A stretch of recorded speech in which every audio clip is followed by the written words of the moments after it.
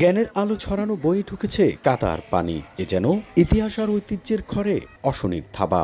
বান্দরবান সরকারি গণগ্রন্থাগারের বারান্দা জুড়ে স্তূপাকারে পড়ে আছে শত শত বই। কক্ষের ভেতরে বুকশেলফ জুড়ে রাখা বইয়েরও একই দশা।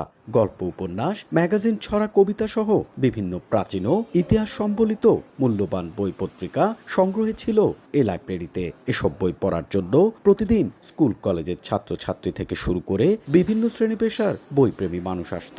কিন্তু গত ৭ আগস্ট বন্যার পানিতে তলিয়ে যায় গ্রন্থাগারটি। হঠাৎ পানি ঢুকে পড়ায় সরানো যায়নি কোনো কিছুই। এতে নষ্ট হয়ে যায় লাইব্রেরির আসবাবপত্র, কম্পিউটার সহ সব বই।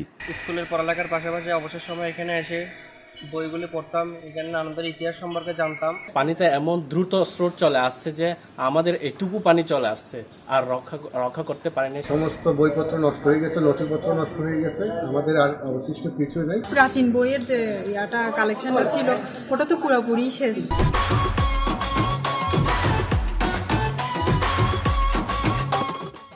তবে দ্রুত ক্ষতিগ্রস্ত আর্কাইভের ইতিহাস সম্বলিত মূল্যবান বই ও পত্রিকাগুলো উদ্ধারের চেষ্টা চালাচ্ছে বলে জানান গণগ্রন্থাগারের উপপরিচালক। প্রত্যেকটা বই শেলফ থেকে নামাতে হবে, কাদা পানি ঢুকে গেছে।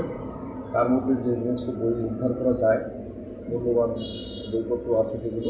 এদিকে ভবিষ্যতে ক্ষয়ক্ষতি এড়াতে ভবন সম্প্রসারণ ও গণগ্রন্থাগারের পুনর্বাসনের কথা জানান জেলা প্রশাসক। ভবনটি ঊর্ধ্বমুখী সম্প্রসারণের যে বিষয়টি আছে, এটি যদি ত্বরান্বিত হয়, আমার মনে হয় ভবিষ্যতে এই বিষয়ে ক্ষয়ক্ষতির পরিমাণ অনেকটা কমে আসবে। ১৯৯২ সালে বান্দরবানে স্থাপিত হয় জেলার একমাত্র সরকারি গণগ্রন্থাগার।